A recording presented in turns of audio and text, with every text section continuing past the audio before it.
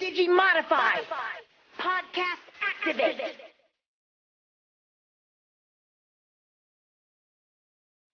Hello everyone, and welcome to episode 76 of LostinTranslationmon. I'm May. And I'm Jay. This week we watched Azulongmon Explains It All. Or The True Enemy Comes Alive, Battle of the Four Holy Beasts. And Song of Sakuyamon. Or Whirling Ultimate Flower, Sakuyamon, Evolves. Evolves? That's what it says. That's evolves. That's how evolves is spelled, Jay. No, you said it like in Spanish where the E's always sound like eh, so it's Evolves. Sorry, and S is always so it's Evolves. Oh, you're being funny. I couldn't tell because it wasn't funny. DigiNews this week. We found out that Try is streaming on free legal streaming service Tubi or Tubi? It's probably Tubi. It's geolocked, so it's not working for Australians, but it's definitely there. VPN. But we also have Crunchyroll, which is, even though we pay for Crunchyroll, we do have Crunchyroll. I pay for Crunchyroll. Yeah, you pay for Crunchyroll, and I love you for it. Why do I never use it? I use it for Digimon. Well, that's good. And yes, so thanks to With the Will for this bit of news. I will link that in the show notes, in the link dump, whatever I'm calling it nowadays.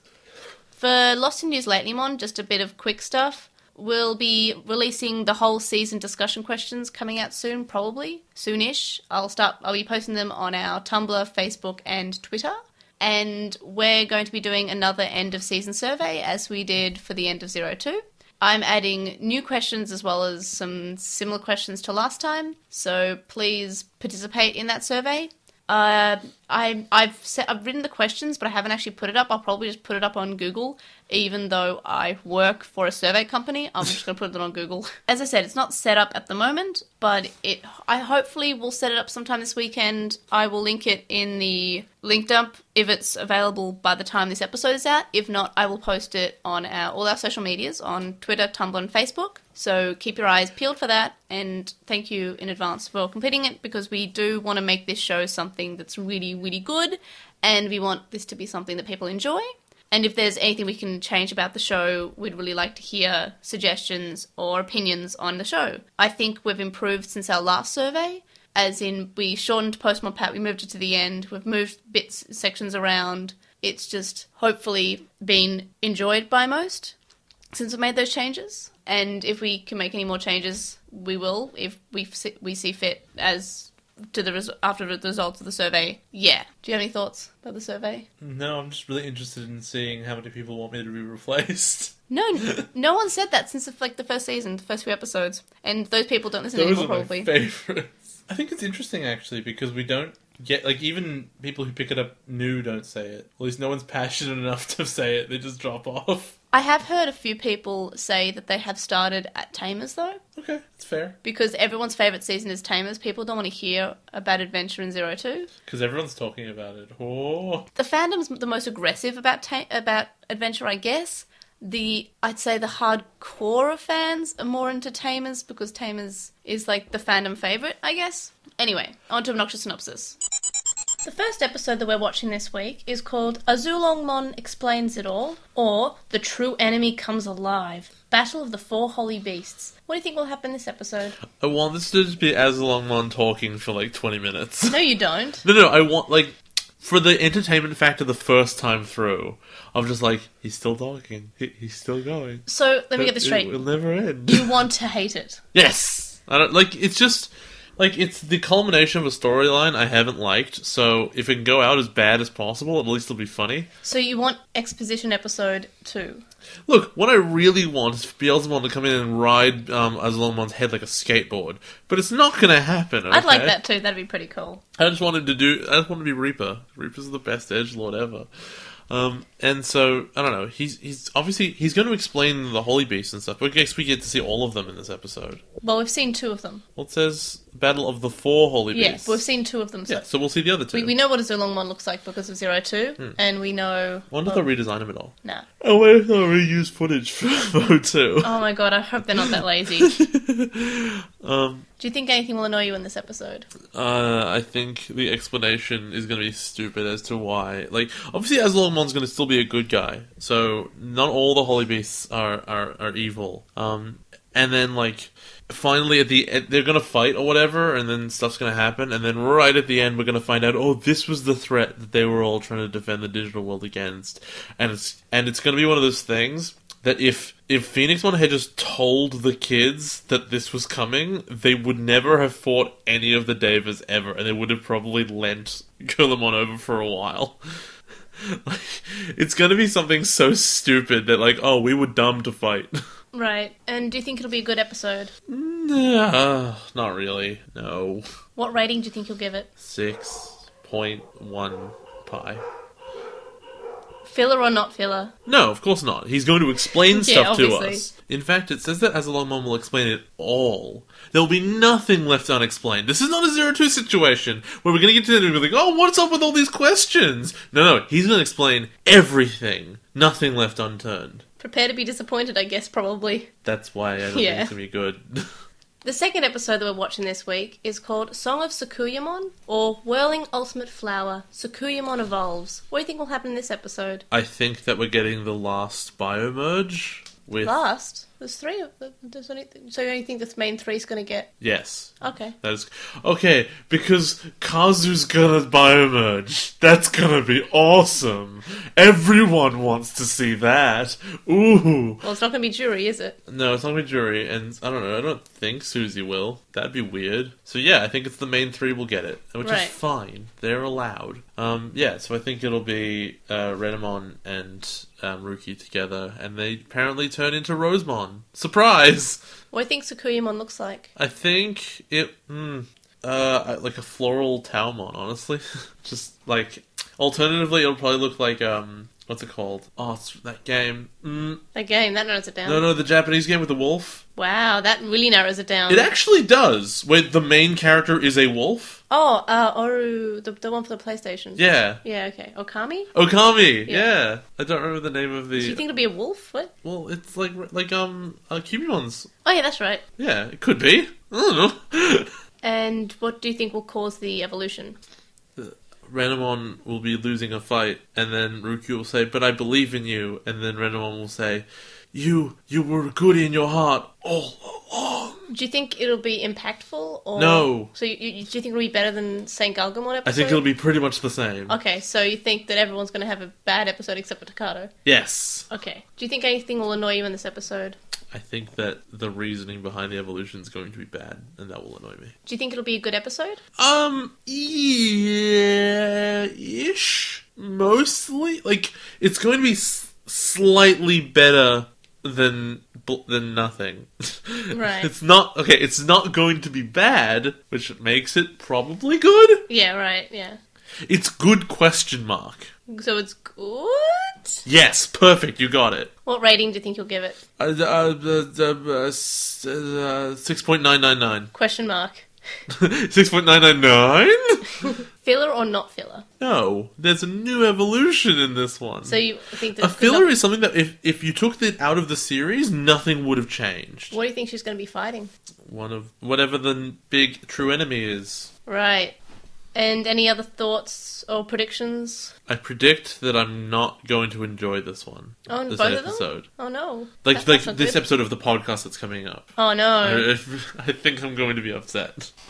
Oh, and I guess... Well, just quickly onto the Four Holy Beasts. What do you think the other ones look like? You already showed me. Oh, I did, didn't I? Man, There's like a gold dragon one, and I don't remember the other one. No, the gold dragon is a combination between the four. What? Okay, well, you did show me, I just don't remember. Okay. So you don't want to predict what they look like? Like, why would I predict something you showed me and I forgot? We've got Phoenix and Dragon so far. It's not a prediction if I forgot. Oh, okay. Alright, well, I guess onto the show then.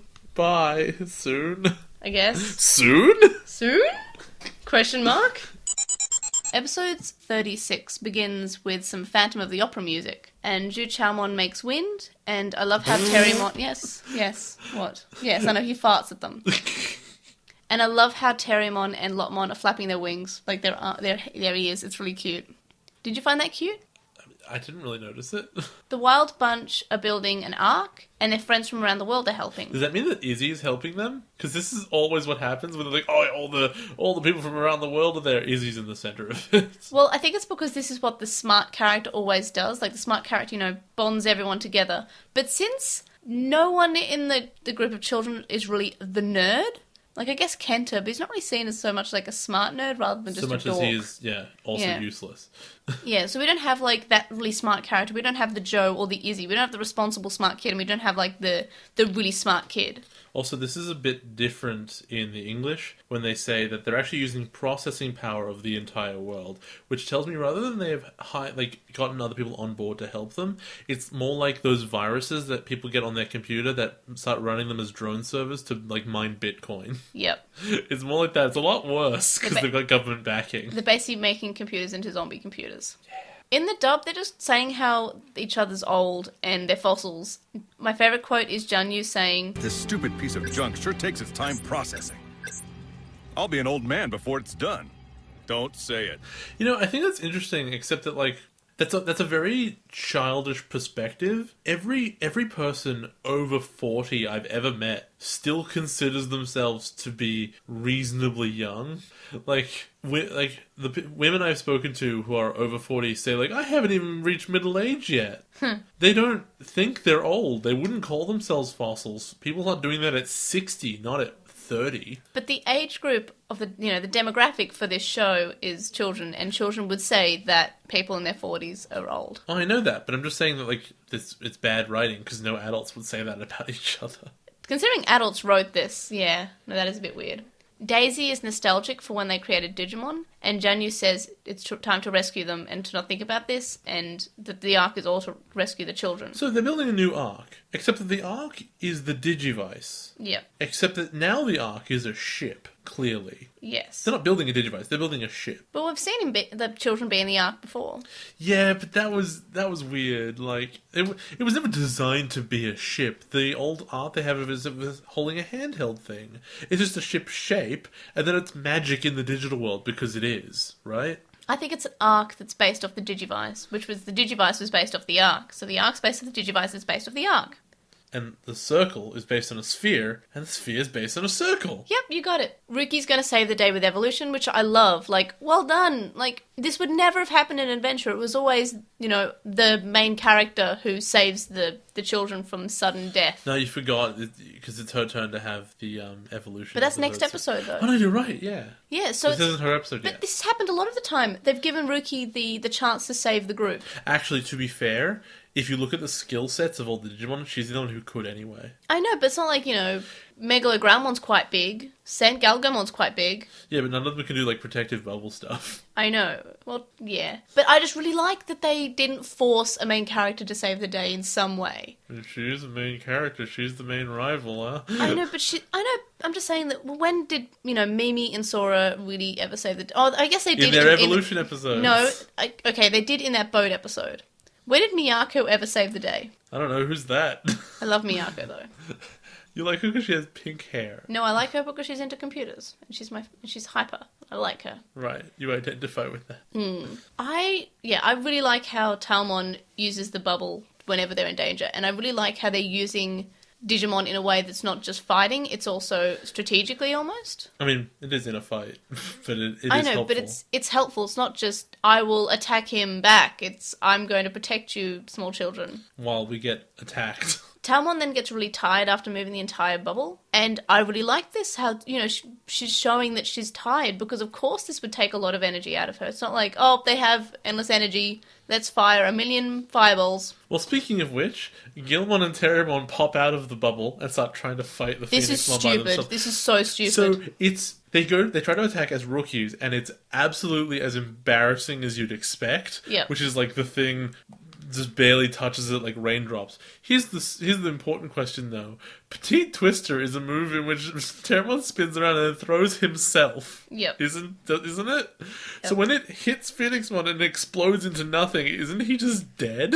I think it might just be like a shadow of him, sort of. Oh, come on. This isn't the mimic thing again. It spins off him, and then like it leaves him, I think. I think it detaches from him. He moves around to make like... He's always thrown his whole body with Oh, it. really? Oh. Oops. I'm pretty sure. I guess he's dead then, again. Henry will just make another clone. And Firebirdmon's like, why are you even fighting? This is dumb. Yeah, which is what I'm thinking. Like, he seems so surprised. Like, he's angry at them, like, in a religious fanatic sort of way. But he's still like, wait, what are you doing?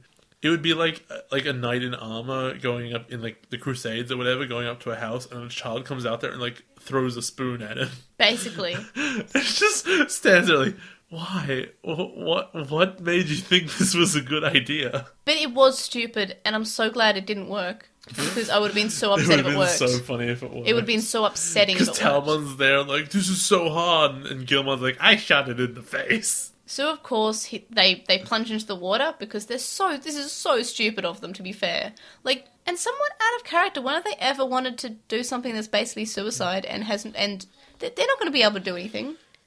It's not threatening. It's not going to make him stop. It's not going to make him... Terriermon tried to fight it single-handedly already. Okay, yeah, but that's believable, to be fair. It's Terriermon.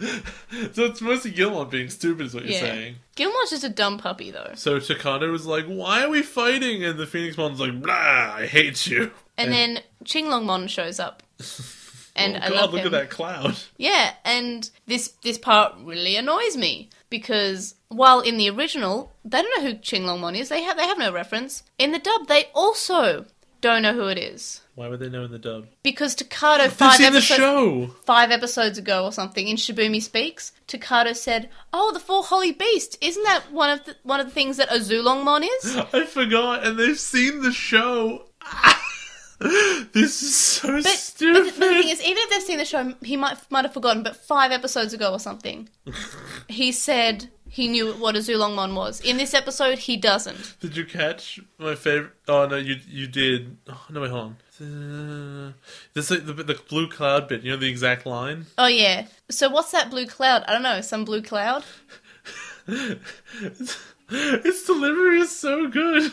What's that big blue cloud? Well, I think it's some kind of blue cloud. I was way too annoyed at the fact that they didn't know what Azulongmon was to pay attention to lines at this point. Like, seriously, Takado mentioned it, and I feel like Kazu, who has been shown to us to be a really big Digimon fan and knows all the Digimon. He knows every single Digimon. He knows the whole Digirap. Why wouldn't he know Azulongmon? Mm-hmm. He's seen the show. He's called Takado Yoli before. He has. He should know what Azulongmon is, unless he stopped watching once Blackwell Greymon showed up. Yeah, I would. And then You didn't. I didn't have a choice. So Ruki accurately assesses that if they can't beat one of these holy beasts, a second one would be more unbeatable. Yep. However, I mean, Phoenixmon stopped fighting them and is having a stare down. I don't think this is what allies generally do. In the dub, Azulongmon straight away says that he wants Zuchalmon to stop. And she's still like, oh my god, we're going to die! So it's really obvious in the dub that Azulongmon is on the side of the children instead of Zuchalmon before they start fighting. But yeah, then they start fighting. It's really cool, though, actually. And then Zuchalmon's like, no, I must destroy the kids. They destroyed the Deva that we created. And Qinglongmon says, well, the Deva did sort of start each fight. Which is cool. So I think there's a very key distinction here between the English and Japanese, which is the Phoenix guy goes, they killed all our Deva, and then the response is, they started all the fights. I.e., these are our shared servants, what the hell? And then, okay, there was something wrong with them, the kids are in the right. Yeah. Okay, that is one thing. In English, they destroyed my Deva, says Phoenixmon. Yeah. And then Qinglongmon says, you sent them to start all those fights. Yep. So now it's not that the Deva were religious fanatics who were created wrong or were misguided. It's all the Phoenix's fault in English. Which I like. I mean, I like... I actually like it less, because I think that the idea of a big bad guy is not nearly as interesting as he hated the kids through misunderstanding because of something that the Devas decided to do independently, which I think is more intricate than I would ever give the show credit for. No, that's fair. They start talking about the true enemy and how they needed Kalumon to give them evolution so they could defeat the true enemy. And then Lotmon is asked what the true enemy is, and he says it's not a Digimon, it's not a Diginome, it's not a human. In the dub, there's an amazing line. It's a big mystery. I only hope we're around to solve it. Why wouldn't we? Oh. Because they're gonna die. Something like that. I think it's weird that the Davis don't know what the true enemy is. Because, like, if there are these huge fanatics and that would believe wholeheartedly that this needs to be done at any cost, the idea that it's just a big mystery makes it so much less believable that they'd actually do anything. Yeah. When you find out what it is, you're like, oh, I totally get that, that's fine. Which makes it more reasonable that Phoenixmon just lost control of the Davis rather than, like, he was so stupid crazy over something he didn't understand. Yep. So, at this point, the gods are speaking, and the word is digital entelechia. That is what Enchilada is the entelechia. Would you like me to tell you what that is? Did you do any research on it? An Anonymon told us, so now I know. Oh, damn it! I did all this research for this. No, you can. How about you tell us then? So the explanation is, I believe it's Aristotle's discussion of potential and actuality. And basically the idea is the entelechia is the actuality of potential. The idea of making real what is possible. Or alternatively, like a vital force that drives you to self-fulfillment. I think my ultimate potential is a Digimon enchilada. It will drive you there. An enchilada will get me there. Can we have enchiladas this weekend? I don't know what goes in them. Meat, cheese, I mean, isn't that just a calamon. taco? It's a soft taco, I think. Isn't that just a burrito? No, it's not a burrito. It's different. It's a Can we calamon. get burritos instead? No, I want a enchilada. Burritos. Okay, continue. Sorry. Yeah. So that's what it is, and I think that's really interesting because if you think of evolution as that force, it sort of makes sense that makes the Digimon more real and that makes them more whole. Mm-hmm. And I think it's really interesting that they picked that word in particular because God knows that no way these Japanese kids know it. So that one's for the adults. That one's for like the 0.1% of adults. Well, it's the same thing as demiurge, which is a philosophical thing. Philosophical. It's a word. Yeah, but with a different pronunciation. But demiurge is a philosophy thing. I don't know what a demiurge is. Neither do I. I know it's philosophy. When's it mentioned? In Try. Was it? Yeah. Was that in the opening bit? Yeah, the opening bit. That opening bit was stupid. We still don't know anything about that. We're halfway through Try. Qinglongmon says that the true enemy moves in response to their evolution. I really thought you'd say moves in mysterious ways. I don't know why. Ah, yes, the true enemy moves in mysterious ways. So they must not evolve as it makes them vulnerable. That makes no sense. Like, I appreciate the idea that, oh, by the way, evolution was what attracted to kill us, but it's like, that's stupid. In the dub, Azulongmon says that Zuchalmon shouldn't act on having no evidence on things. Instead of which, in the original, it said that Zuchalmon sort of does know what's going on, but he's just doing his own thing because of his own beliefs. So Zuchalmon basically at this point goes, did you turn Kulamon turn it into a Digimon, the digital entelechia into a Digimon? And Azulongmon in Japanese says, it was my wish, in like a general sense. Yeah. Which, sort of leads you to believe something. Yeah. I thought it meant that he did it, but we found out later. And later on, he says, no, I didn't do it. It's just a thing that happened. Whereas in the English, he straight up says, no, I didn't. But I'm happy it happened. Mm. So later on in Japanese, of course, he gets asked again by the Phoenix and says, did you do this? And that's when he finally says no. So when the Phoenix asks the second time in English, it makes no sense. Well, he might have lied to him, I guess. It's like, did you do this? No. But did you do this? Still no. Zuchalmon then says that Qinglongmon should try to defeat him if he thinks that this version of evolution is right. I.e. philosophy through boxing match. Basically. That's sick. Isn't that basically just what all of the feuds in WWE about? I mean, if your philosophy is I'm the best at wrestling, then yes. Zuchalmon is the best at Digimon. Also, sometimes it's I hate married people. Oh my god. I hate happy weddings. Aren't I a good guy for hating these two people who got married? Please cheer for me. I hate Roman Reigns so much. I hate him so much. The only thing that makes it kind of okay is that, like, he's not out there like, yeah, America! Like, everyone else who's been out there trying to be a good guy against Rusev. Instead, he just hates their marriage instead. Alright, buddy. I'm sure you're a good guy. He hates marriage, blondes, and cakes. Which means, Americans should hate him. Takada then starts screaming for Zuchamon to understand, and then a pretty cool visual effect happens of Juri's, like, silhouette appears over him, but it's in red. I didn't get that. I don't know, it's just, like, it's artistic because, like, it's her feeling of sadness, and because last time he screamed, Juri was breaking down because her pet just died. I don't know, I think that might be a stretch. Well, why else would you have this cool effect? I don't know, but just I like the idea of, like, I don't understand it, so it's artistic. It's very artistic, I like it. This is followed by, like, one of the dumbest bits of the whole episode. Oh, it looks really good thematically. When he dives out of the bubble and, like, skydives toward Gilmon and then passes through the I think he gets roasted to death. Yep, the end. And then he hits the water, he's just dead. Yep.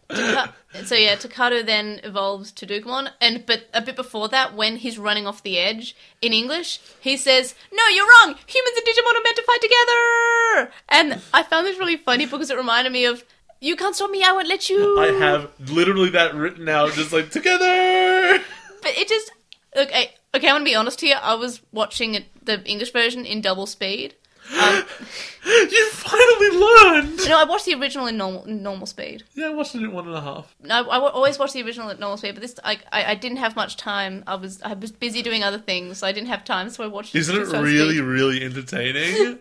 So I'm not sure if this scene was just funny. No, because you can imagine me like, humans and Digimon are meant to fight together! But now it's, humans and Digimon are meant to fight together! So it's, "You can't stop me, I won't let you!"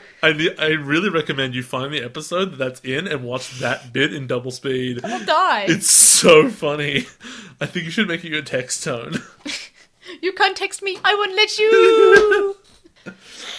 Digimon says that Zuchamon has to understand, and then Zuchamon says why the Deva were defeated, but it's still wrong. In the dub, Zuchamon thinks that humans want to control the digital world for some reason. I have a quick question for you. Yeah? There's a very specific... There's some wording that's used that's like a fusion between a human and a Digimon is filthy or whatever. Yeah. Or, what's the other wording here? It's like, "I'll never let humans succeed," or blah, blah, blah. There's a whole thing to it. And I started thinking, is it possible, and maybe not, but is it possible that Tamers is just a big metaphor for gay marriage? I've never thought of that before, but... It involves religious fanatics, government agencies who hate Digimon, children straying off the traditional path and going to a wild wonderland where they explore and find themselves.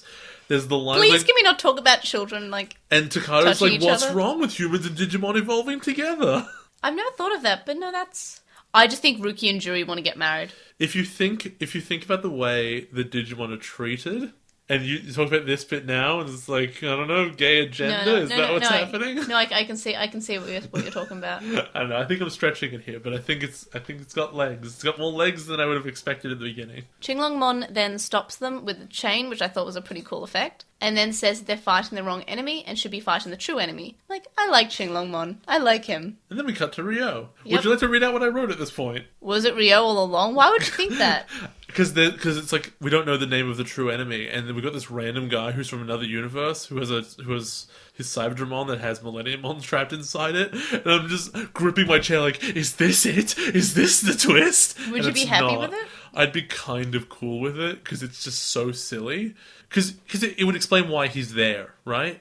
It would explain, like, he's breached the universe. There's there are problems caused by him being around. I'm sorry if this is a spoiler, but Ryo's there for no reason. No, I knew that. Besides, I'm surprised he's an Easter egg. He's just like, hey, look, it's that guy that not many people will get. Remember that time he was in the background of 02? And also the WonderSwan games? I wonder how many people have watched listened to our show and been like, that's who that was. Please tell me he shows up in every season. Pardon? I want him to show up in every season of Digimon, just at different bits, like, just slightly in the background. Well, he did show up in Digimon Adventure Season 1 in our war game. Yeah. If you count that as part of Season 1. So he was in our war game, he was in 02, he's in Tamers. I don't need him to do anything. I just want him, like, we watch Frontier, and, like, he's in the opening credits, and that's it. I wish he was. I don't know why. Like, there's one frame, it's like, it's Ryo. I just want him to be like an inside joke that just shows up for no reason. I would do that. He discovers a big tree turtle holy beast thing with a forest on its back. I'm so mad that one head is Irish and one head is Scottish. In English. Yeah, in English. I just thought they were both Irish because I can't tell the difference. A bit before we see, I think that's right, but before we see Janwumon, when they're looking for Baihumon, and Cyberdramon's talking about how he feels a strong presence. In the dub, for some reason, Cyberdramon is more than just this aggressive beast that we've seen him be, and he's trying to formulate a plan. He does that. It's really weird. Cyberdramon is not that smart. He just wants to find an enemy to fight who will be, you know, worthy of him. He's actually surprisingly patient, all things considered. In the dub, he is. In the original, he just wants to rip everyone apart. Because guess what? He's Millenniumon. Rip and tear your guts. You'll have big guts. Oh god, the Doom comic's the best thing ever. In the dub, Jean Wumon is called Ebon Wumon. And then he calls Cyberdramon Fighty McBattle. I totally missed that. Oh, and That's really funny. He calls Rio something else, but it's not as good as Fighty McBattle. He Fighty calls him like, McBattle. I think he calls him like Impatient Larry or something. That sucks. But Fighty McBattle is just... I'm so emotional right now. They mention something... Oh, no, wait, that's... He says he's guarding it for Baihumon. Yeah, and Baihumon's like down in this crevice, Yep. fighting the true enemy, I guess. Which we would learn later is kind of impossible, so what was he doing? I think he might have been trying to ward it off with magic. The term used was like he's fighting. Yeah, but you can fight off by warding it. Also, how do they not know what the true enemy is if he's currently fighting it? He's also a big lion dog. He is a big lion I dog. think when they say they don't know what the true enemy is, they He's a don't... snow entei. They don't know Did you what notice that? he is. Yeah, he is behind it all. Like what he is, what the true enemy is originating from. Maybe The next time it's mentioned, they go like, its purpose is eliminating all Digimon. I'm like, it's the Yugoth, isn't it? That'd be sick. It's not though. Juri, Kazu, and Kenta are carried to the others by Gardramon, and Juri says sadly that they're fighting against fate. In the dub, Jerry says that they shouldn't have come here because all they found is pain. I'm like, that's a bit dark. I mean, she's been pretty dark the whole time. Yeah. Qinglongmon explains that the layers of the digital world around the real world, and the true enemy is very old, and it's from when the digital world was barren. In the dub, Kazu says it's like a party at Kenta's house when it's barren. Oh, boo!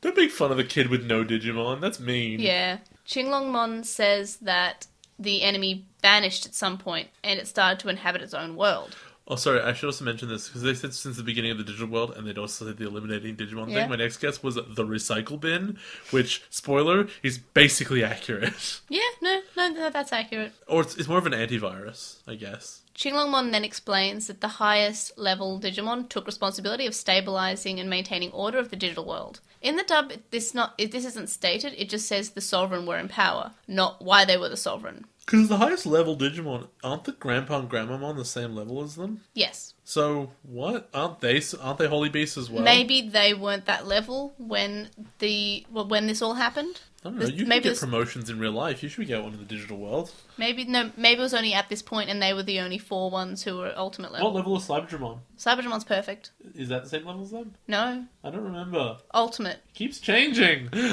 Well, there's Ultimate and Perfect, which are the same, and then there's Ultimate and Mega, which are the same. I don't know which way any of those go. Metal Greymon is Perfect. War Greymon is Ultimate.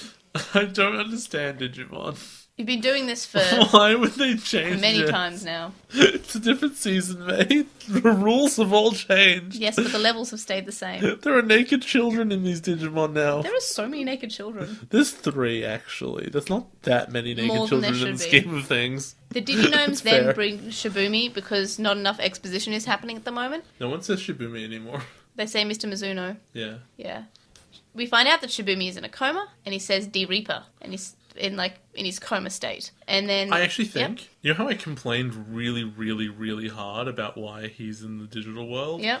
I think that it's actually really... I had to think about it a bit, but it's kind of clever. He has an EEG machine attached to his head, which means that a pattern of his brainwaves is being cycled through a machine. Oh, that's clever. Which is why he's probably not there fully and physically. Hmm. It's an impression of him. However, that makes the English version of this really, really dumb. Why? Because I'm getting if he's getting feedback, and so he's saying random stuff as he's going through. Mm-hmm.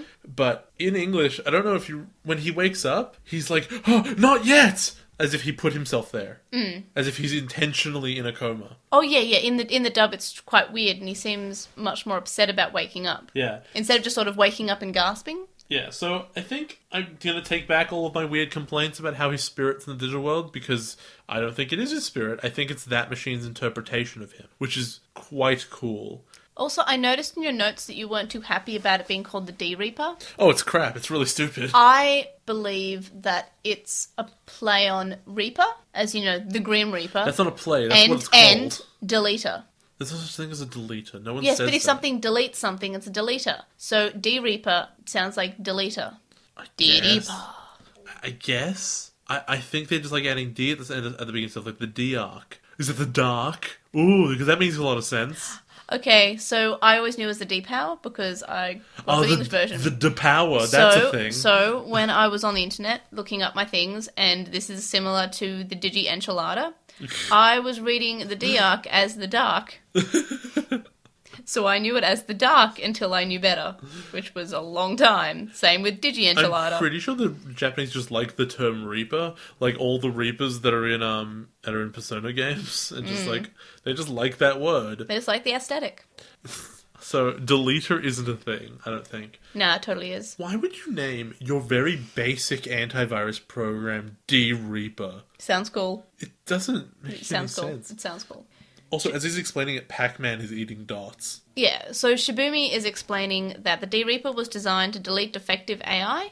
In the dub, he explains that it was meant to control the growth of AI. Those are very different. Yeah, it's quite different. I think defective AI is more accurate to what but it seems like it's not working. Why would you control the growth of AI? You want them to learn stuff. That's why you develop them. Yeah. And then Calamon is seen climbing, and then some pink bubbles show up. Yeah, and I think they're... I mean, initially I was like, are they meant to kind of look like evil versions of the digital packets? Oh, kind of, in the way that they're both pink. And like floating in CG. What do you think of this episode as someone who is new to Digimon? Is that the end? Oh, it is the end. Wow, yeah, sure. Because we skipped all like the weird layers of the digital world stuff. No, I explained it briefly. Oh god, and like the big Diginome genocide that happened. Yeah, but yeah, so what do you think? Oh god, this episode's weird. There's just so much stuff happened. Like, But was it all? The title is Azulongmon Explains It All. Was all explained. I mean, basically, what could we have missed?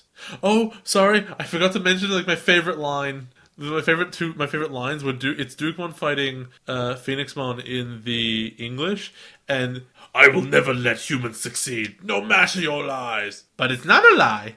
I will not let you take over my world. But we don't want to. just Gilmon being like, what are you talking about? You have overthought everything. So I think there's a lot of really cool stuff in this, I think, especially in Japanese, where Phoenixmon has a wrong impression of what the kids are doing. That's why the fight is kind of happening. And which tells me that basically the key antagonist of all of Tamers thus far was the first Deva. Because that one probably, like the defeat of that one probably pushed all the other Deva to come at them. That was the Tiger Deva, yeah. Yeah. So like when that one went, like, and I think that one was kind of accidental too, because they were just in the area. So once he was killed, all the other ones started coming after them specifically, and then it was all basically a big misunderstanding. And then the sheep, meh. And I think it's really interesting that like the Phoenix didn't really know. It was like, oh, the Davids are all dying. The kids must be enemies. Yeah, so the biggest enemy so far was misunderstanding. And I think that's quite cool, even though it's been so long. If there were 6 David, this would be so much nicer. Too bad there's like 12 signs of the Zodiac. Yeah. Well, to be fair, one of them we didn't see fight. That's fair. And then, what's it called? And so like so Azulongmon does kind of explain, and the only thing that wasn't really explained was the nature of the enemy there, but he didn't know, so he explained that all that he knew. And so at the end of the day, I'm satisfied that Azulongmon showed up and explained all the information as he was aware of it. So much so that God was this boring to watch a second time. Yeah, no, there was a lot of information. It's really bad because from our perspective, we're like, okay, I already know this information's like kind of boring. It was fine the first time because it was new, but it's not interesting. I now have to listen to it again, concentrating again, hopefully to pick up how it's different. Was this episode better than the last time Azulongmon showed up and said, Yes. Hey, I've got some exposition for you? Because this one made a lot of sense. This one told us stuff. This one told us stuff we would never have been able to figure out. Yeah. It expanded the world and really made you understand what's happening. And also, I think it also told us what the light beams are. The light beams don't just move you somewhere else. They take you to a different, like, little sphere or plane of the digital world. Which is why they're all so completely distinct. And you can't even imagine how you'd get from one to the other by walking. Because you probably can't. Yeah, because there was the cloud one, which looked completely different to all the other desert realms. Yeah. I don't think we've ever seen any transition. And which, I mean, I wouldn't have expected, because in Adventure, the File Island, whatever, everything was really segmented, and you could just walk out of a forest into a desert. Oh, no, we did see a transition. When Ruki and Renamon were in that forest and lake area, and then there was the big tidal wave, and it blew them up through the forest into the desert, and we both said it was dumb. I don't remember anymore. So, but you remember the wave? Vaguely. And then they're sort of like, it's a geyser, and it goes to the sky and then through the ground. She probably hit a beam. No, but she didn't. And I don't know. And you were like, that's really dumb, and I was trying to explain it, but no. Well, there can be stable portals in the moving beams. It was just different layers. I think that's cool. What did you rate this episode? Like, it's hard because the episode itself is not super entertaining, but it does answer so much stuff that was a problem for so long. I can't give it less than an 8, but I don't want to give it more than that. See, I think you're being generous. I gave it a 6, though, to be fair, I knew this information beforehand, because I've seen Digimon before, so it was tainted by that. It was just like, my gosh, this is just fighting and also, like, some information thrown in. Well, that information, when it's new, is good enough to deserve an 8. Yeah, and when it's old, it's a boring episode if you already know the information. So the episode it's like reading a textbook for a second time. Yeah. That's what it is. It was a well-written textbook, but you're not learning anything new. How did this episode compare to what you thought in Obnoxious Synopsis? I said Azulongmon explains everything. All the things. And with apparently no glaring issues or plot holes. Which, I mean, I think I can forgive them not knowing who the true enemy is, because it's such a disgusting sort of threat. And there's a history behind it. Well, they even explain that. So that's kind of cool. Yeah, actually, I'm fairly satisfied that he gave us as much information as we could possibly want. Yeah, I feel like they filled in any holes and tied every knot so far, hopefully. I also said that the other Holidays would show up and fight that enemy in some manner, which I guess Baihumon technically did. I did think they'd all get into a big fight, but they didn't. In fact, the name of the episode is kind of a bit of a lie. What's the exact wording of it? The true enemy comes alive. It's already alive. The Battle of the... And Battle of the Four Holy Beasts. Yeah, the turtle never fights. That turtle's not involved in the fight. But the battle is involving the true enemy. Yeah, it's the Battle of the Three Holy Beasts and that one lazy one over there. Who's calling people Fighty McBattle. Fighty McBattle, yeah! I didn't think it'd be very good, and you know what? I'm giving it the best 8 one could ever give, which is to say, it's an 8, but it's not that good an episode. Yeah. Well, it's not good once you know the information. Well, like, a good episode of a show, like a good episode of The Simpsons, you can watch like 8 times. Yep.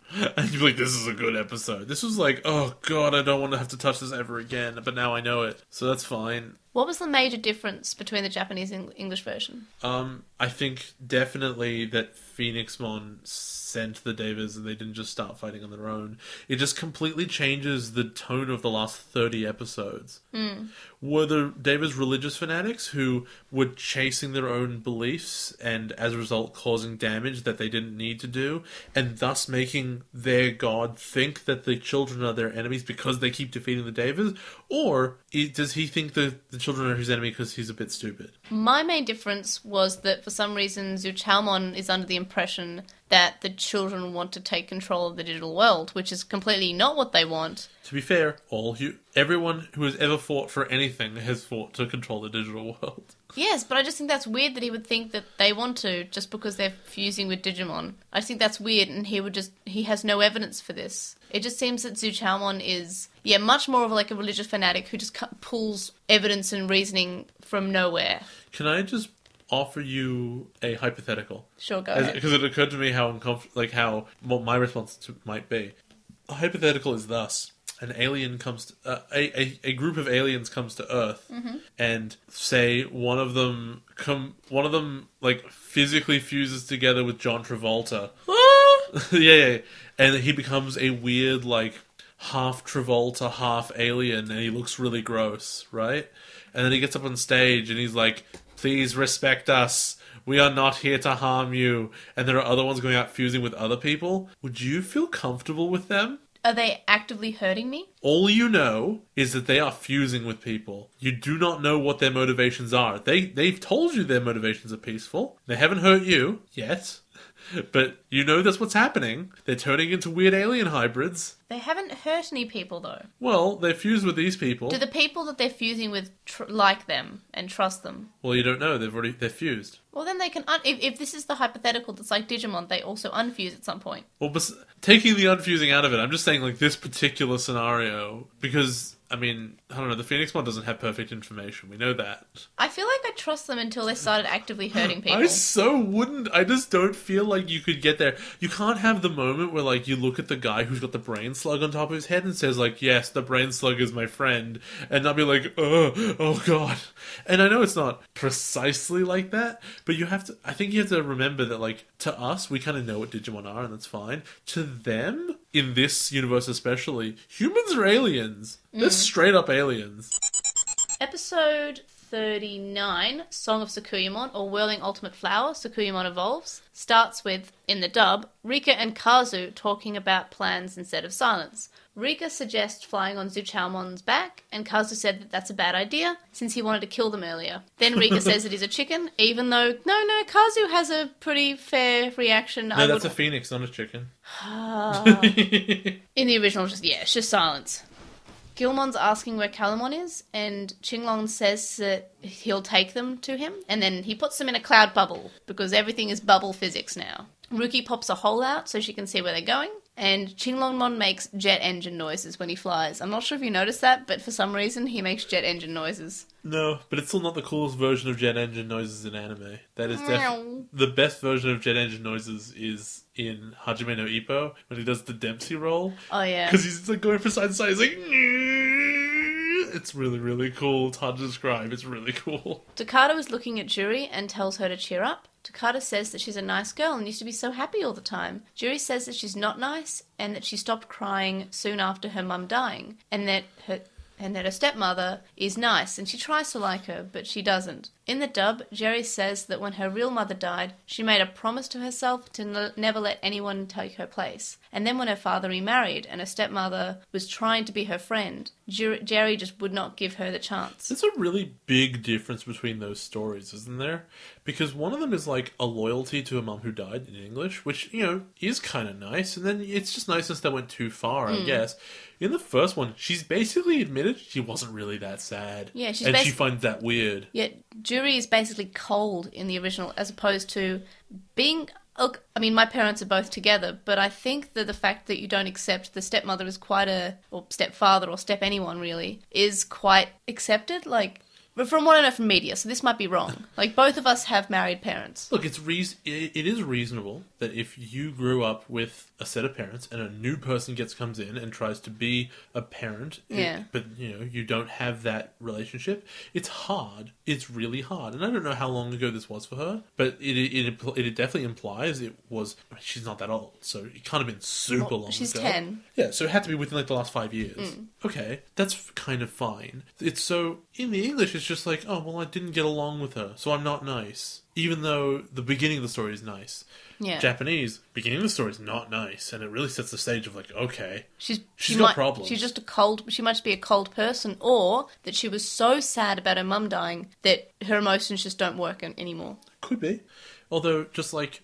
Introducing this now is really weird, because this is a fact that you could have introduced right at the beginning about her, and then... Because then they do the, like, well, Leomon died, and my mom died, and so death is, like, a thing with me. And you could go... Right now, it's like, well, that's kind of out of nowhere. We didn't know that before, and they've just sort of introduced it now. Whereas before, you could have gone, like, oh, gosh, she's supposed to have all the people die around. And that would have made that scene heavier, I guess. In the original, Takado basically runs off, saying, that's not true, and he just runs off trying to get away from the situation. In the dub, Takado he just sort of walks off. It's not really said if he runs off. He just says, well, that's not true because you're one of the nicest people that I know. And then he just walks off instead of running off screaming, basically. He's just crying. That's not true. You won't make me believe that. I won't let you. Yeah. Renamon says that Juri is full of sadness for not being able to do anything. Well, that she's powerless. And I think Yeah. that's interesting. That it sort of... I did not understand why she was crapping on about fate all the time. You thought it was awesome. I didn't get it. It's And because it was Leomon's dying words and he was talking about fate and he's always talking about fate. look, that's the script talking, right? That's not interesting. Okay, good He point. said fate, and she said fate. Okay. Oh, it's so emotional. But this, where the reason she's actually sad about it, the reason that why she's so focused on fate, which, as far as I'm aware, is also really deeply entrenched with the Japanese belief about karma. So if she feels powerless, it makes sense for her to feel despair about fate, because there's nothing she can do to change it. And it's something that has been with her for a long time, and it's something that she is bothered by. And I think that it's finally drawn the connection only now. Yeah. Juri says that this is her fate. In the dub, Jerry is talking about fate now, even though she hasn't really mentioned fate and destiny that much in the dub. She then says that her destiny is to be alone because her mother and Leomon both died. Yeah, this is what I'm talking about, where Yeah. they really try to put them together. Like, yeah, that's what defines her character. And I'm saying, as of 2 episodes ago it is, that's for sure. No, that's actually really sad. I didn't think, not, as in not good. I wish they introduced that earlier now. That's right. I would be a better writer for this show. We then see Baihumon, and he collapses because he's used all his power. I really thought, he's like, yeah, I'm here now. And I'm like, oh, cool, he apparently did pretty well. What's the wording I used here? Hold on, this is... Digimon is a tiger thing, and he seems to be doing fine. He has a similar face to Azulongmon, because he's got the big mask thing. Then I go, did I say fine? He's now dying. I'd be really mad if he was just fine. They're trying to set up this true enemy that not even gods can fight. I'm glad that he was sort of hurt. Knowing what it is, Yeah. how is he even around anymore? I don't think he touched it. Okay, so how did he fight it? With magic. No. That's why I think he was setting up barriers or trying to ward it off or something. They wouldn't have said the word fight. They would have said delay. Cyberjamon then says that he doesn't feel the presence anymore. In the dub, he just says that he can feel that the true enemy was there. The pink bubbles back at the Takado group are making rocks disappear just by touching them. Which is actually not that impressive, given that we know that washing machines can do that. Maybe the D-Reaper is just a washing machine. In the episode with the grandparents, Yep. we saw just bits of debris hitting rocks and making them disappear. It's really not that impressive. But it's meant to be scary. Yeah, but it's not that impressive. In the dub, Azulongmon calls this, instead of calling it the D-Reaper, he calls it Chaos. Chaos Control! We then find out that the true enemy wants Kalumon. Then Ryo and Cyberjamon show up because the plot, apparently. Ryo sees Ruki and says how Ruki found the others. And Ruki says, oh, you're still alive. Ryo says that she's sarcastic as always, and Ruki says he's refreshing as always, and she can't stand it. He's just too upbeat for her now. In the dub, Ryo says that Rika is looking good, and then asks if she's going to run off again, because he's terrible. Stop being an asshole, English Rio. Rika says, what are you doing here, even? And when they both note that the other hasn't changed, Rika says he's as annoying as ever. So, it's just me as Rio, not that bad in the original. No, he's fine because he's just a blank slate because he didn't have a personality, I assume. And then the dub gave him a personality, and his personality was obnoxious. Yeah, just like everyone in English. Rika's okay. I like Rika. The bubbles are destroying more rocks, and Juri says they can't fight against fate. In the dub, Jerry also says... can't fight the delete button. Yes, also. Jerry says that they're destined to fail, and that's really sad. She's really depressing. Ruki and Renamon go to take a look. Ryo and Cyberjamon follow, because plot. The dub then has Ryo mention that Rika will hate him for following her, and I'm like, yep, you should totally not do that, please. Please. We also see Kulamon is climbing up the inside and slipping all over the place. But there's a rising rock, elevator next to him that he isn't taking. Yeah, he should just be taking the easy way. He's so stubby. Ruki asks Renamon if they can change fate. Renamon says yes. Ruki then asks if they can bring back Leomon to Juri, and Renamon hesitates. Ruki realizes that they can't, and then Renamon says that they can't change the past, but they can change themselves, and by changing the future, they can change their future. And they can't impose ideas on anyone, and Juri has to realize this on herself, on her own. In the dub, Rika asks Renamon if Juri's destined to be sad. Renamon says that Juri's state is her own choice, and that everyone is responsible for their own destinies. I think that's a really interesting way to address that. It's like, will this person be upset forever?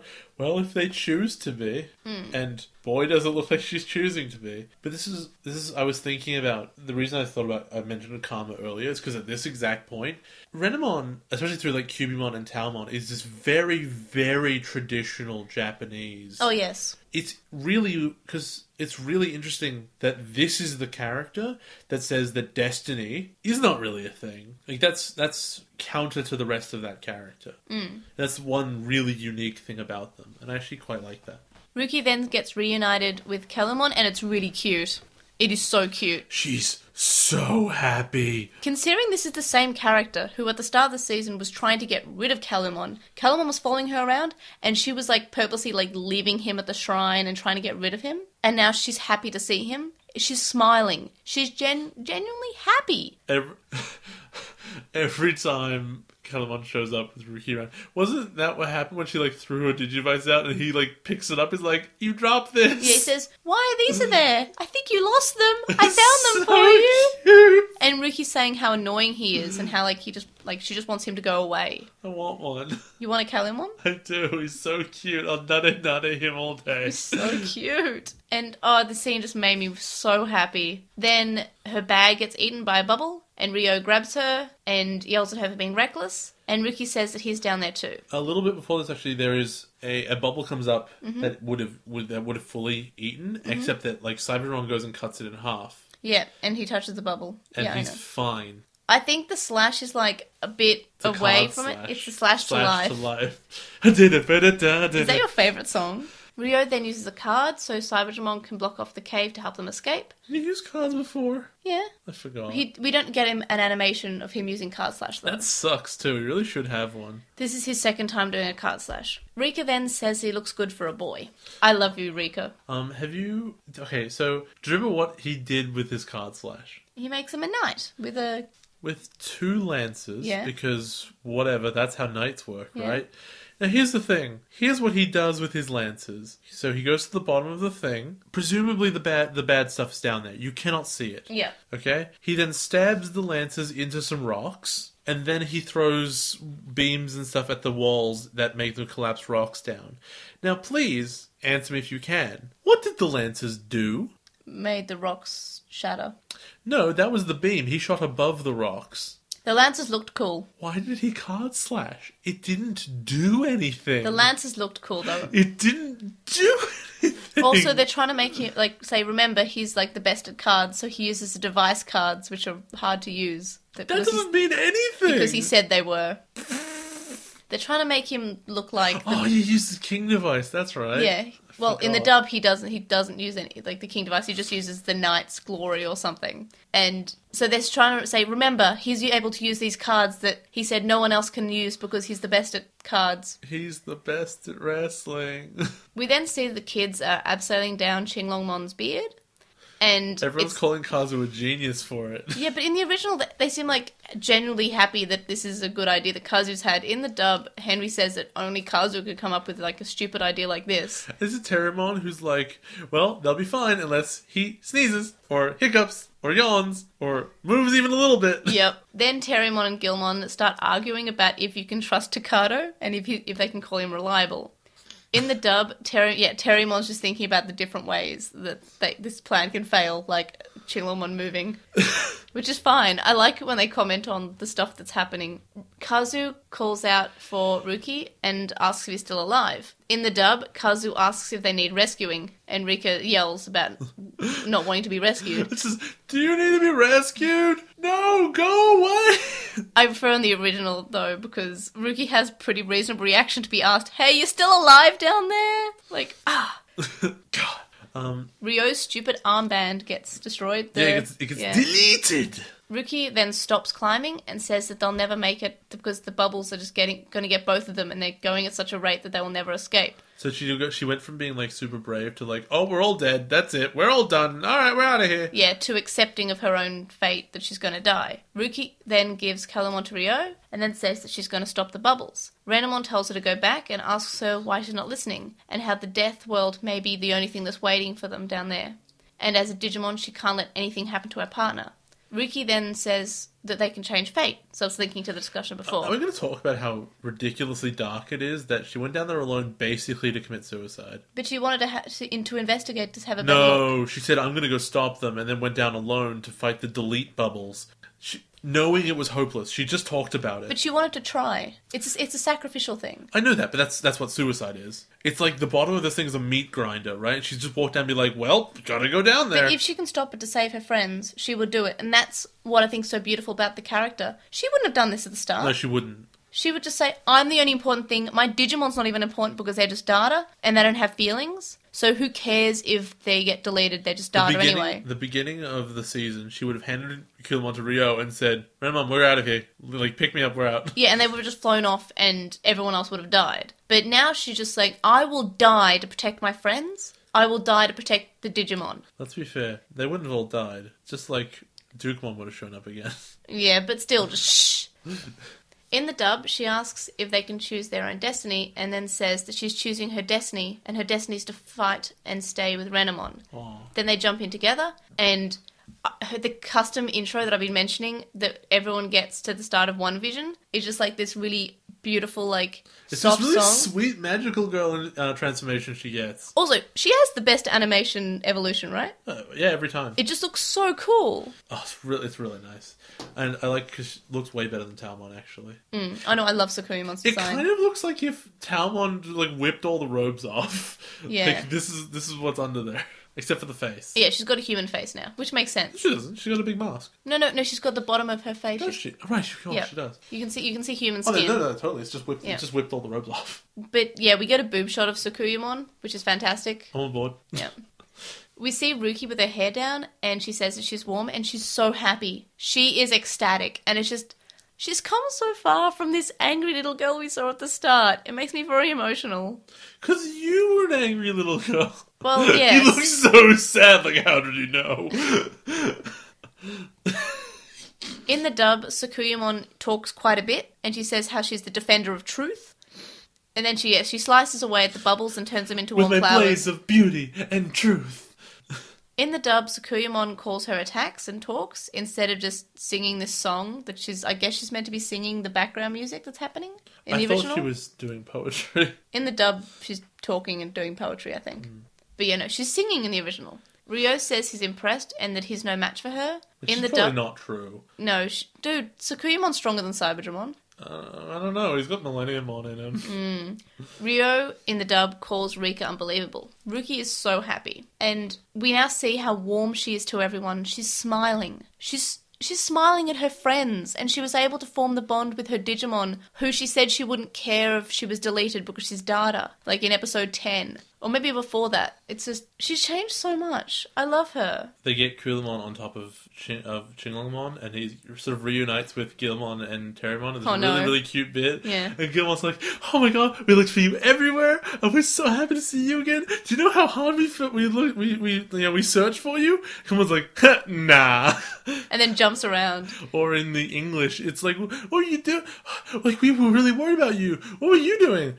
Thinking about cream puffs mostly. Yeah. And it's just, I love so Calumon. Adorable. In both versions, he's adorable. What a tiny, adorable piece of crap. Juri then runs to see Ruki and hugs her because she thought she'd lost her. And this is a really sweet moment. I really like their friendship.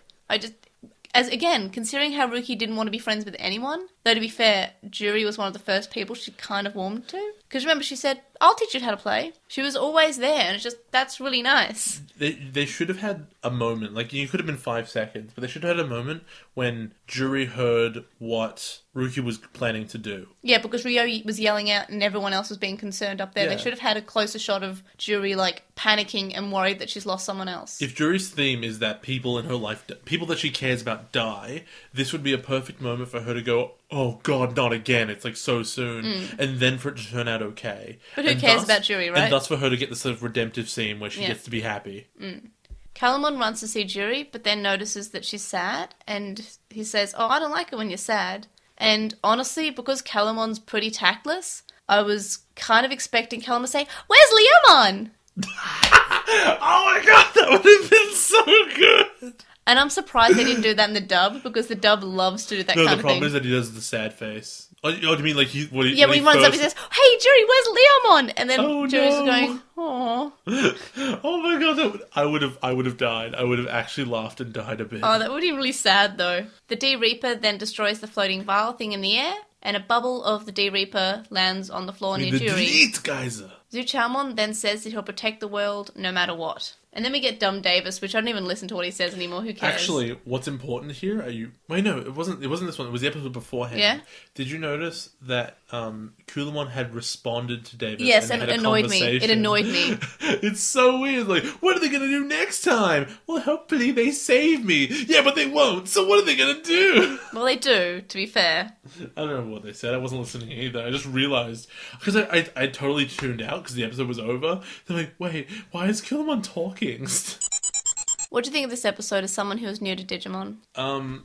I guess, like, it was pretty good. I mean, I have this problem where they're fighting red bubbles, and in that sense, they're basically punching a hurricane. Like, I don't find a hurricane a compelling villain. Do you know what sucks? Pretty much every disaster movie that was ever written, because... Flying High? Flying High is not a disaster movie. It's a parody on it's- disaster movies. Yeah, but it's a comedy. But basically, is your opponent a force of nature? Well, by God, it's boring. Because the force of nature doesn't care. The force of nature doesn't have any feelings.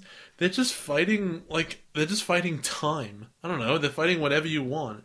So I don't really think that's that interesting. And look, Devimon's more interesting than this. Edamon's way more interesting than this. I would take a lot. You know, maybe it'll turn, but right now it's just a red blob. And oh, it's a big red blob. I'm so scared. And I think that's a bit annoying because in the previous episode it kind of looked like they were fighting some sort of army, the big black mass. But now we know that that black mass was just red. And then it was an accurate depiction. So on that front of what is actually happening, I'm like, Ruki's development is very good, but Ryo's heavy presence for no reason, like, it could have been anybody. Could have been Takano. Would have been fine. Could have been anyone. Could have been Henry. Could have been probably not Juri because Juri's couldn't not have been strong Kenta. enough. Yeah, couldn't have been Kenta. Maybe even Kazu, because Kazu is quite similar to Ryo. What if it was Kazu, except that when, like, the blob came up to like... You're not be killing there, Kazu. Like, when Cyberman goes through and cuts through it, instead of that, Gardamon goes through it and dies. No, we like Gardramon. I mean, I do. No, he uses his little cute missiles with that have the Meow, meow, meow, meow. little whistles. And that's really cute. I like Gardramon. Go away. Only in English, though. Yeah, only in English. What did you rate the episode? God, I didn't write it down or anything. I guess it's like a 7. Like, it's a good payout, but it's not on a solid basis of anything.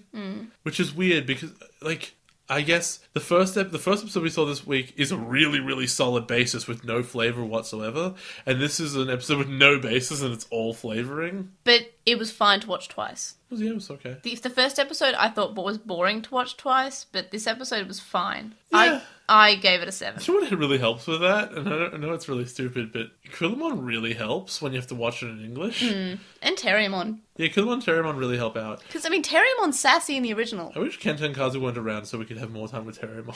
What if they were just replaced by more Terriermon? Also, well, they kind of did with Lotmon. No, but, like, we got more Terriermons. Oh, yeah, that's what I'm talking about. Yeah. I would really like to I would like to have more time with Suzy and Lotmon's, like, actual relationship between themselves. This is the only time I've ever seen, by God, does the Digimon get way more time than the kid. This is ridiculous. I'm glad that happens because I think Suzy on her own might be quite annoying. No, and I agree with that. But usually you get to establish the two together. And in this case, Suzy may as well not be there anymore. She was put in there to get Lotmon on the team, and now she's sitting off to the side. I love Lotmon. I love Lotmon too. This would not have happened in 02 because the Digimon don't have personality in 02. Comparatively. Yeah, pretty much. How did you think about this episode compared to your predictions in Obnoxious Synopsis? I said, I thought they would turn into the wolf from Okami.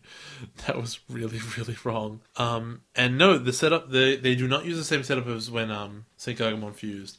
It was not like, oh, they'd just been beaten or whatever. It was, they came to terms with the fact that they're a team in a dire time, but they hadn't been losing a fight or anything. They were just really in sync and had decided to go face whatever their fate was together. And I think that's really interesting. Makes Saint Gargomon's evolution look really bad. Because it was. It was really lame. But it was more traditional in the way of like, oh, we lost the fight, we better evolve then. Yeah, it's Terramon being like, Henry, I'm your friend. And that's the things that would annoy me. I didn't think their reason for fusing was boring or lazy. I think they did a good job of it. That's fine. What annoyed me was actually that the true enemy would be really lame, which I just realized I never thought was a possibility. I always kind of thought that the true enemy would be a cool idea. And actually, it is a cool idea, but then it's one of those things that in practice is like, what? What's happening?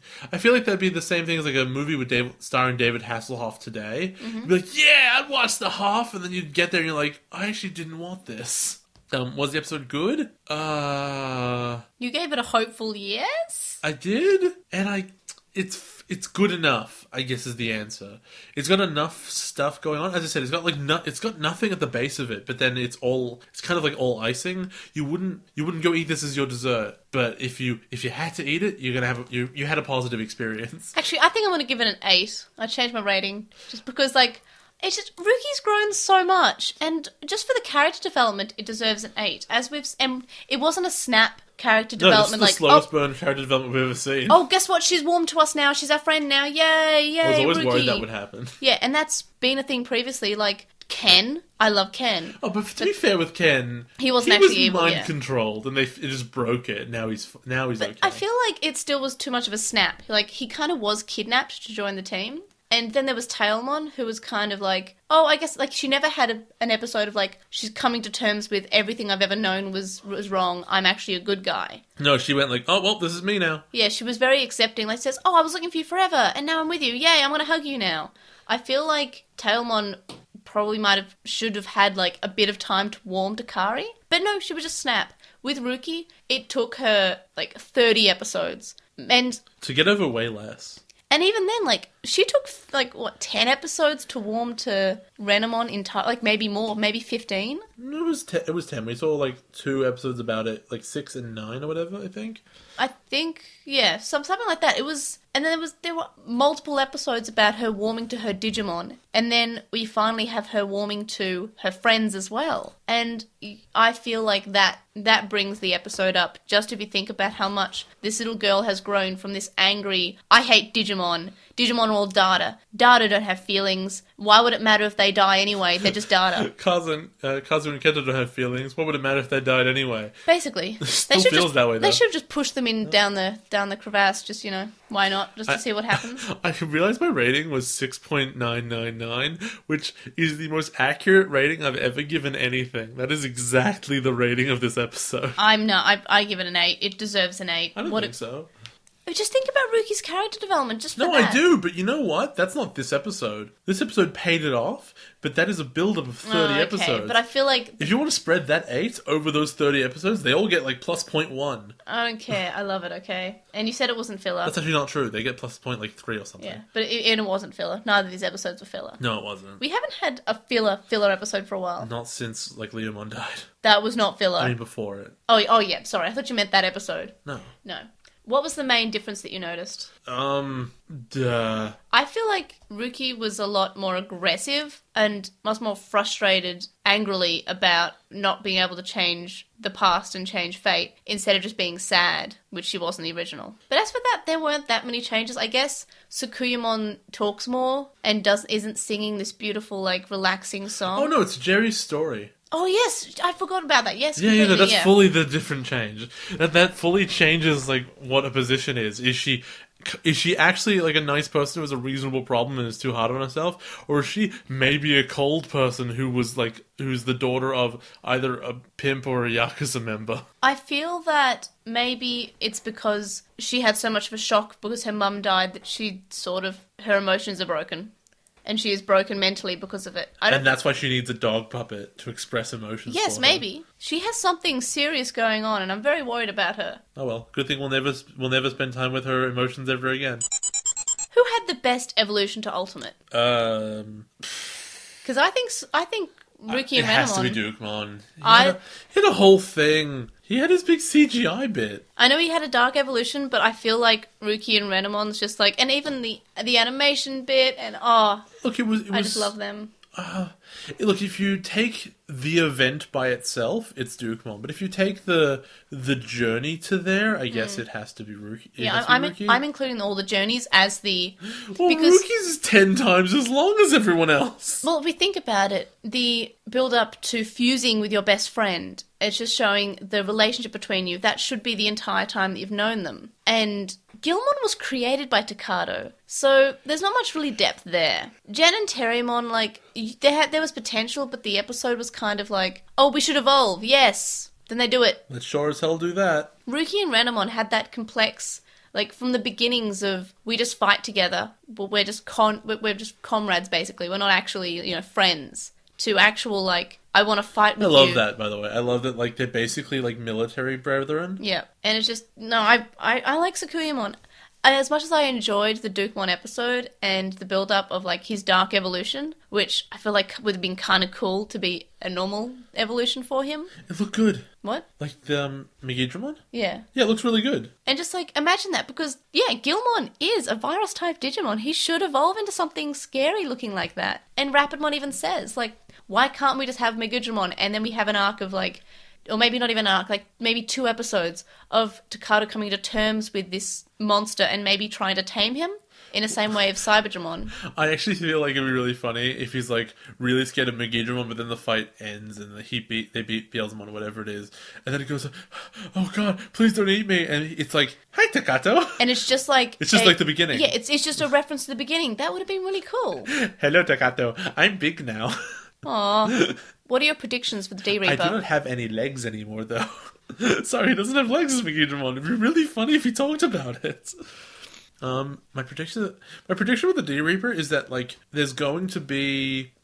Like, it's going to form into a Digimon or something. Alternatively, it's going to... that'd be really sad. It's gonna eat Kulamon, then turn into a Digimon. God, that'd be really sad. Oh boy, would it.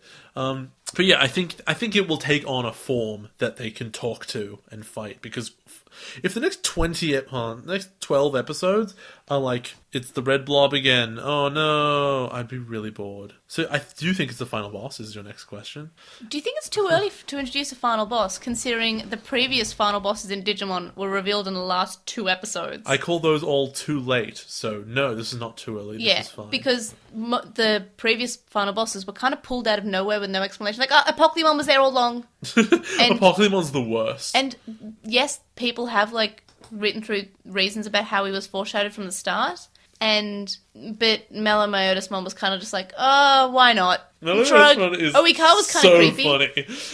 when Tailmon's like, oh no, I know that voice. And just like, oh gosh. Oh my god, it's the worst. Golly gosh, gosh, gosh. For screenshot of the week, I am cheating. I'm choosing several screenshots and also, like, somewhat comparative screenshots. I just want to highlight Ruki's change. One. I'm choosing Ruki's change. I uploaded the photo set on social media. I'll be linking that. It's mine.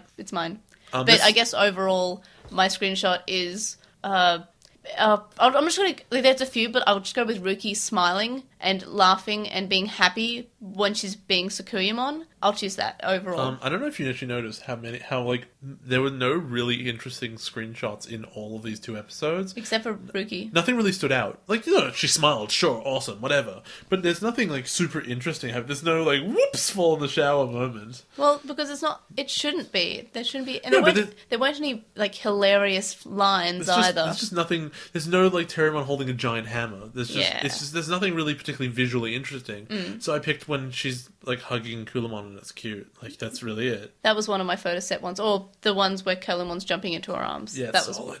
It's so cute. The Digimon introduced in this episode, I'll go through them one by one. We had Ebon Wumon, or Jean Wumon. It's way better in English. Fighty McBattle.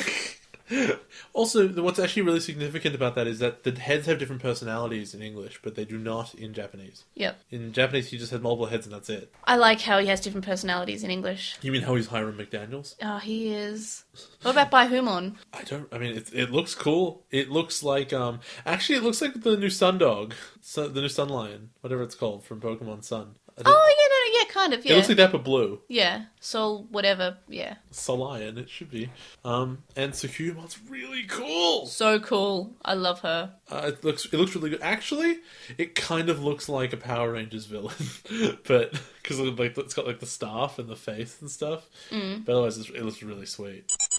Yeah. Alright guys, we're going to go into Postmon Pat where we read all of your letters, except that no one's ever sent us an actual letter. Instead, we're going to read emails. That'd be cool. No, it wouldn't, because they need our address, and I'm not giving them that. Well, I mean, like, we've received, like, gifts in the mail, which is pretty cool, though. You can get physical mail, I'm not going to. I'd like to get physical mail, They'll that'd be sweet. anthrax me. On Gmail, we go on from Kylo, and they say? Let's go with they. Yeah, I don't know their gender, so let's just go with they. The gender is alone. And they say, Digimon tries to introduce each mechanics, so in every new season of Digimon. Cross Wars tried to be the most different, but was held back by the fact that it didn't dare to go through with actually being different. So Hunter suffered for that.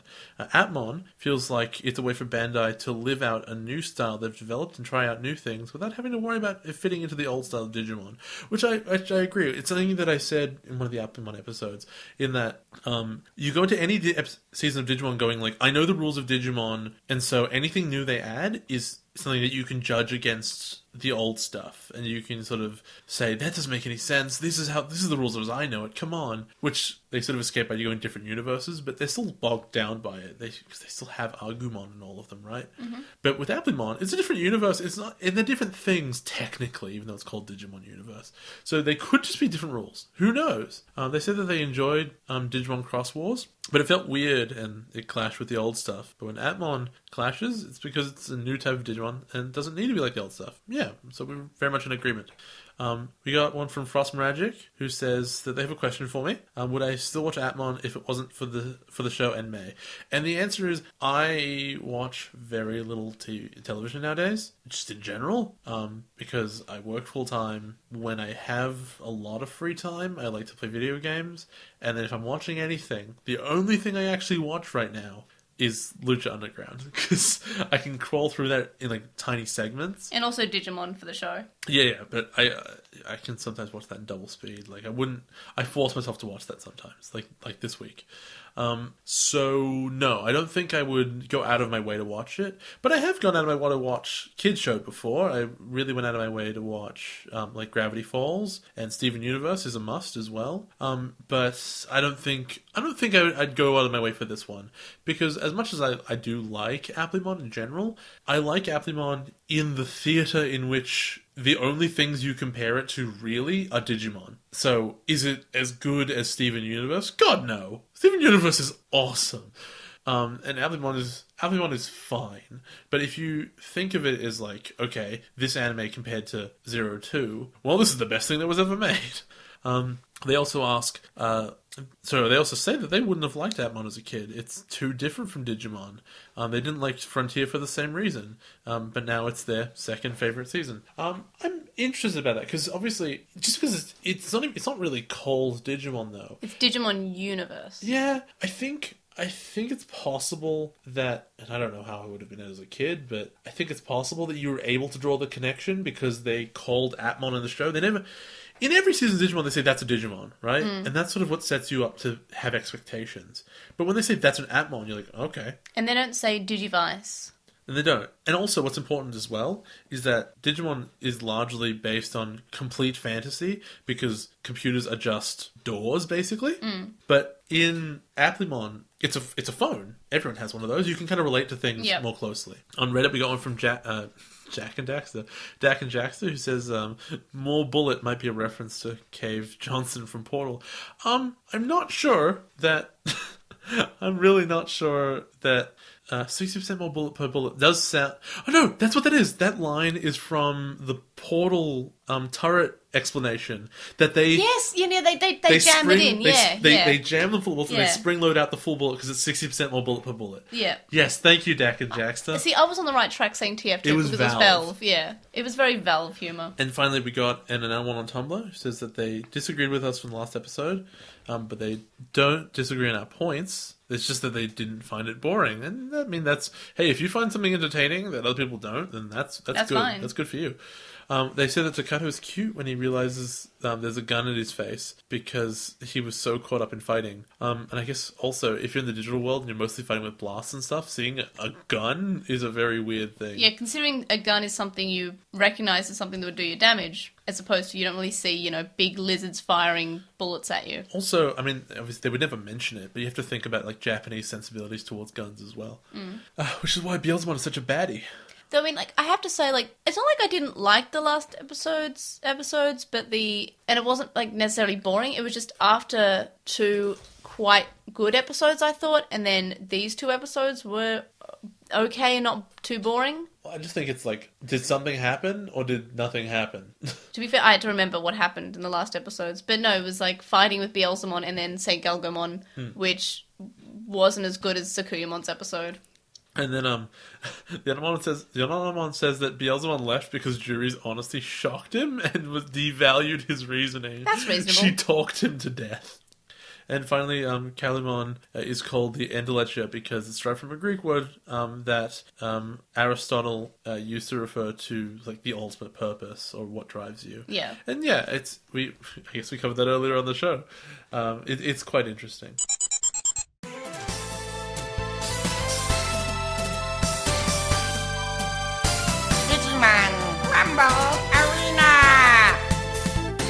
For Rumble Arena this week, Chakmon says, with the introduction of Zhuchang being paired with Antilamon and the young Takaru and Hikari being paired with Angemon and Angelwomon in Adventure, it seems the younger the kid, the more powerful the Digimon pairing. If that's the case, should all Digidestined teams always search for a preschooler to be on the team to get an extra powerful ally?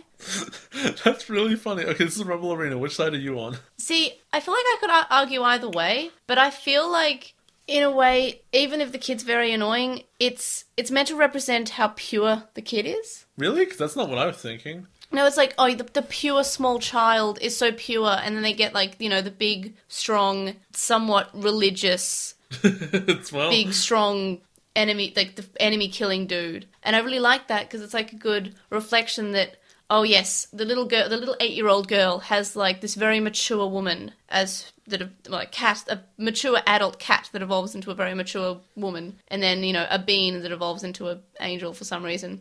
Well, I guess that's just about contrast, right? There's you wouldn't want the small child to have the small Digimon because what's the point then, right? You pair the tiny child up with the big hulking monster because that gives you an interesting visual reference. That gives you something about them. That's the X-Men little little laser gun that's really really tiny but blows everything up because it's massive. Actually, that's always really interesting. However, I don't think you would go out looking for it because all things considered, it's just the script. Yeah, it's just the script because keeping in mind that Angemon isn't actually more powerful than anyone else. He's just religious and stuff. So Takaru's one isn't more powerful. Though Hikari's is. He was the only one who was able to land a hit on Myotismon when all the other Digimon were perfects except for his adult level. But he slightly stronger is not the same as But that's the same as typing. Pretty Though much. Magna Angemon was stronger than basically the ultimate level Digimon. Yeah, but then Because Black Hole Greymon made him really embarrassing. Yeah, okay, but let's just forget about 02. Let's not. in the let's talk about Adventure. When Magna Angemon was there and everyone else was turned to dolls, Metal Garurumon and War Greymon were just destroyed by Piedmon, basically. And then, Angemon evolves to Holy Angemon, and all of a sudden, he opens a gate and kills Piedmon, so well done. So, I mean, you could look at that as, maybe a metaphor for, I don't know, puberty and such, and so, they're still growing up, and so that's potential, maybe. to me, Takeru seems to me to be the... I mean, even if you think of his as particularly powerful, I think he's more the exception.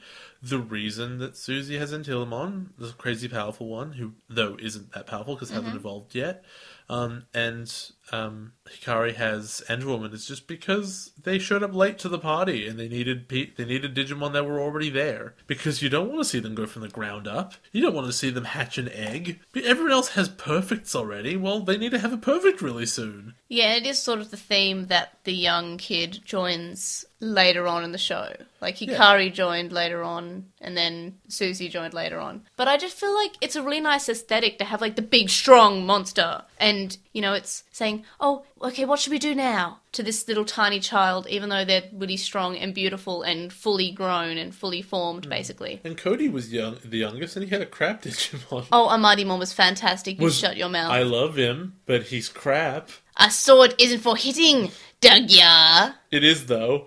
It is. No, it's for slicing. You're forgetting. Dagya. Dagya. I love him, okay. Yeah, you can love him, but he's crap. Shh, Amadimon's the best. He was really weak.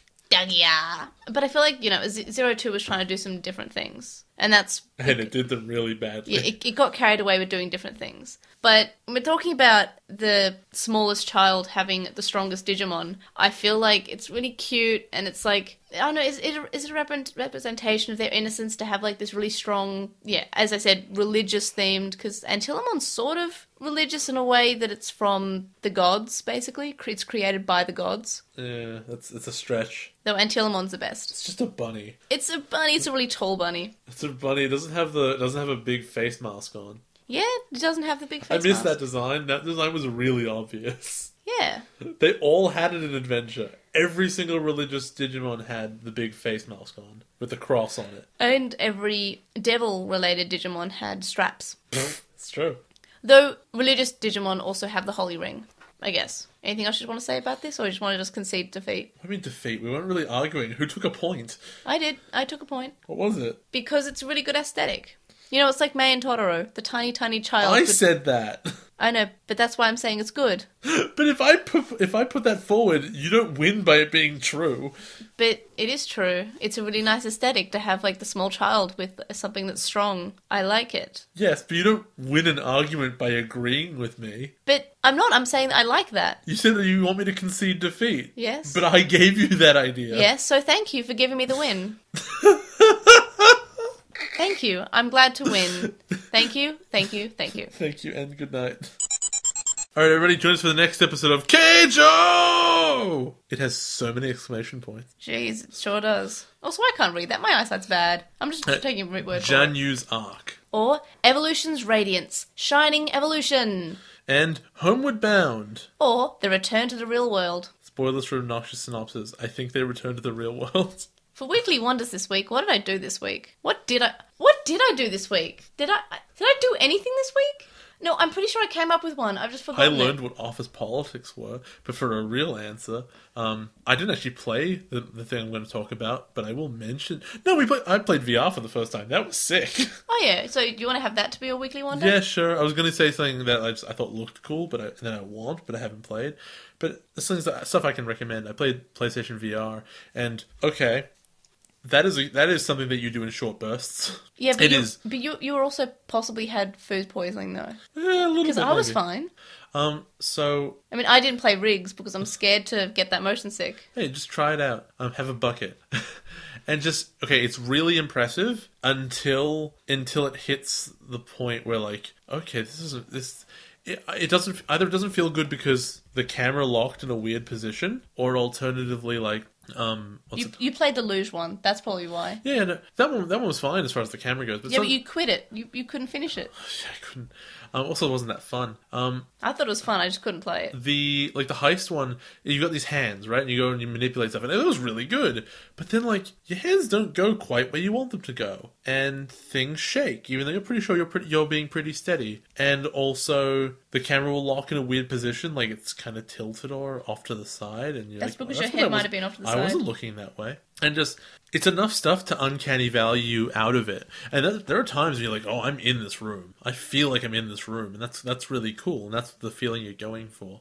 But if it drops you, it drops your immersion way harder than any other video game. For my Weekly Wonder, I'm going to suggest Skins, which is a TV show. It's on Netflix, and it's English. It's very good. Don't watch it if you're thinking a funny, entertaining TV show. It's quite depressing. It's a good British comedy. It's there's funny moments, but like a lot of the time it just makes you a bit sad. It's good though. I really recommend it. All British comedy, it's really depressing. Yeah, the English is so depressing. And so I'm trying to watch it again now. I just stopped because I just found it too much. And at some points, it's just like you can't... There are some things you can just watch, several episodes in a day because you really like it. I'm like emotionally worn out after 2 episodes. They're stepping on Coke cans. They're so depressing. It's really... Look, it's just deep. And just watching it, a lot of episodes, you just can't. I just get very emotionally exhausted after 2 episodes. I'm just like, I need to stop. I need to lie down. I need to watch something fun. And then I watch Rick and Morty. Yeah, Rick and Morty. 100 years of Rick and Morty.